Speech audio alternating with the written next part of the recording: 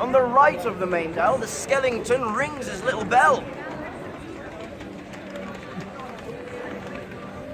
And the man on the very right, holding a little guitar, goes back to the classics. But that's not all.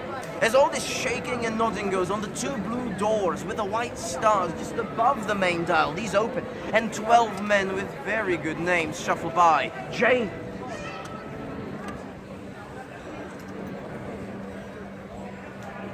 Bartholomew.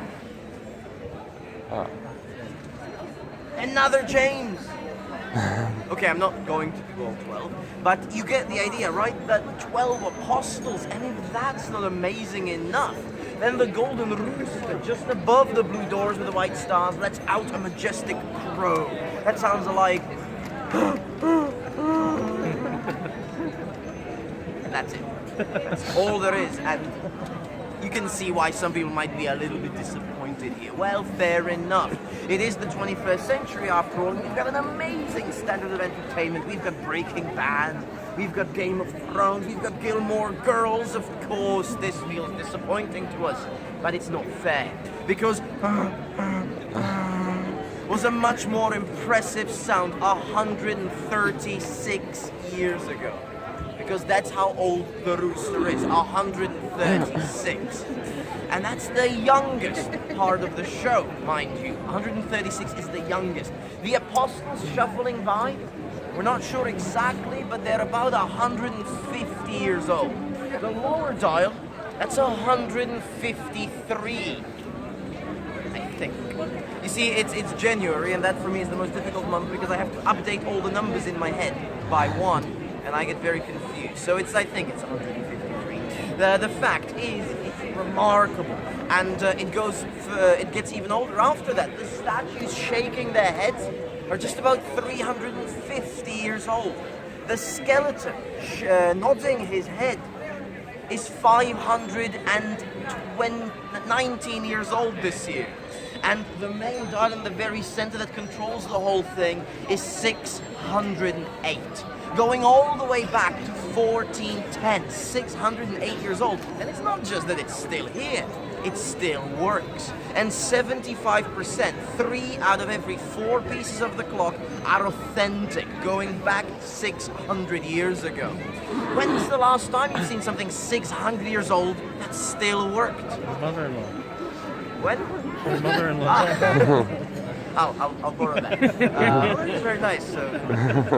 Anyways, it's remarkable, and just like mothers-in-law, it's hard to understand them sometimes. So I'll help you get more out of this. So the main dial, 600 years of age, tells you 11 different things all at the same time.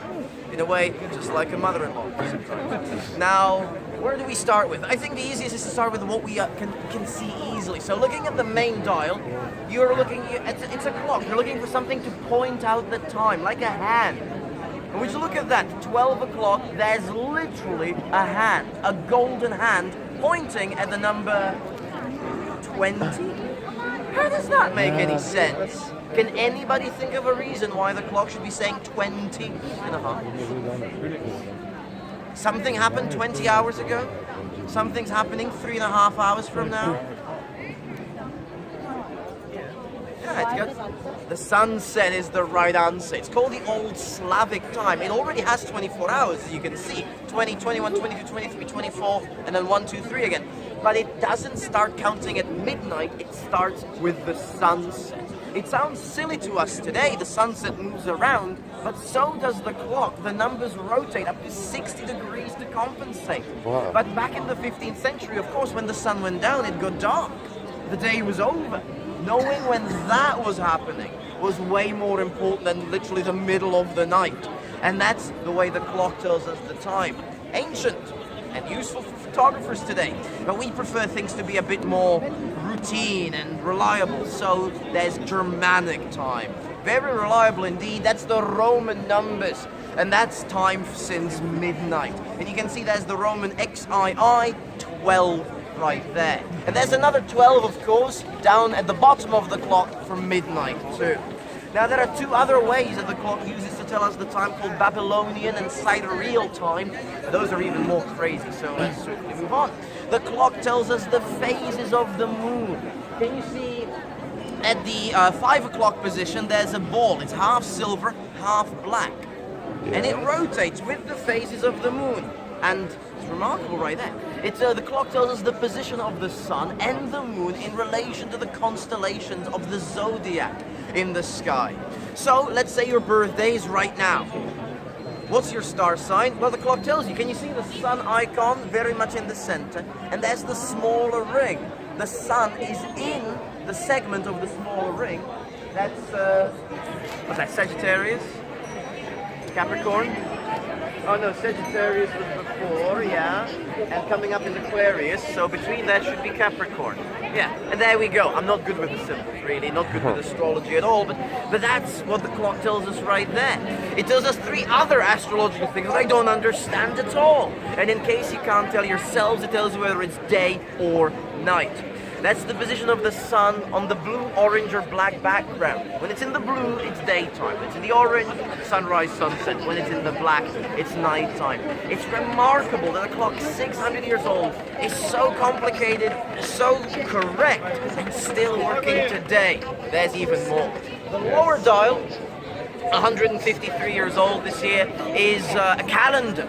It tells you the 12 months of the year, and the gray circle, the gray ring you see on the outer edge, has a name for each day. Either the name of a religious holiday or the name of a saint. Like tomorrow, for instance, the 3 kings, the 3 wise men, the January 6th. But there's even more. The statues by the calendar represent the good things we want in our people. From the very left, there's a philosopher writing down something smart. Next to him, an archangel with a fiery sword of justice. To the right, there's an astronomer with a telescope. And a historian with a book of history right there. But you know as well as I do, where there's good, there's bad. The statues shaking and nodding their heads represent the bad things. Let's see if you guys know what the bad things are. The man with a mirror. Vanity, of course, what a terrible thing. The man with a leather bag. Greed, absolutely right. The skeleton ringing his bell. Death, absolutely correct. And the man with the little guitar. What is that? I'll pretend I didn't hear any of that because it was all wrong. Because there's no way to say something that's right here. When you say something about this man, 2 things can happen. Either you're wrong or you're racist. So you see what's happening? These statues come from 350 years ago. And back then, if you asked us what are the 4 most horrible things, we would tell you vain, greedy, dead, or being Turkish. The man with the little guitar represents the Ottoman Empire, full of furniture, for some reason, and Turkish people. And we were at war with the Ottoman Empire. We hated the Turks, and we were terrified of them, which is why the Turk made it up there as one of the 4 most horrible things a person could be. And that's racist, but it gets worse, because that greedy man isn't just greedy. He's a greedy Jew. The clock is racist and anti-Semitic, and that's because so are we. The clock is a terrible thing from our today's perspective because he used to be pretty terrible from our today's perspective, and I think that's important to realize and face sometimes, especially this time of year, the time of New Year's resolutions, right? You look at the past, and you think, well, some things were pretty good, but some things could be improved, and you try and do better into the future. And so it is with countries, with history, so it is with architecture. There were some amazing things in the 14th, 15th centuries we can be proud of. The Gothic style of architecture, the amazing engineering of the clock, the knowledge of the stars around us. There were some things that we are ashamed about, that we luckily did manage to fix in a big way. We're not perfect. And I think realizing that, facing that, is an important part of learning from history. And I'll try and be honest with you throughout and tell you even the bad things about Prague, because only that way can you really get to know it. But I've got a very important question for you right now. Is there anybody with us who doesn't love the clock yet? Peer pressure is a wonderful thing. But do you have any questions you'd like to ask to help you love the clock even more? Yes, go ahead. Is that 400 move? Oh, well, you caught that tricky thing that's happening right now. The calendar at the bottom is actually just a photograph right now because the whole tower is undergoing extensive repairs and they've already removed it so as not to damage it and break it. They will actually be continuing the repairs of the structure, the tower itself. They should be done by February and then they'll move on to the astronomical clock itself. So in a month or so, they will cover up and remove and restore and eventually replace the astronomical clock itself. And so you guys are pretty lucky that you're here now and not a month later, because then there would be a good chance we'd be standing here talking about, I don't know, the weather or something. Because if we can't talk about the clock, we can't really do a tour in Prague. I don't know what we'll do. We'll cancel Prague for 6 months. Just to restore it extensively. Now, the last extensive restoration of the clock happened between 1948-49, right after the Second World War. In the war, the building was badly damaged. The tower and the rest of the building caught fire. Most of the building collapsed, but the tower was saved. The clock was badly damaged, so it needed some extensive repairs. But time has moved on. Technology, restoration techniques, we can do a much better job today. And so they've been preparing for it. They've already done the building, and we try and keep it as protected, as safe, as working as we can. And that means taking good care of it, maintaining it properly. And that means we'll cover it up for 6 months. Yeah. Sorry. So yeah, it definitely needs that. Any questions more? So ladies and gentlemen, we'll continue and we'll talk about Mozart, people thrown out of windows and other traditional Czech pastimes right this way. Okay.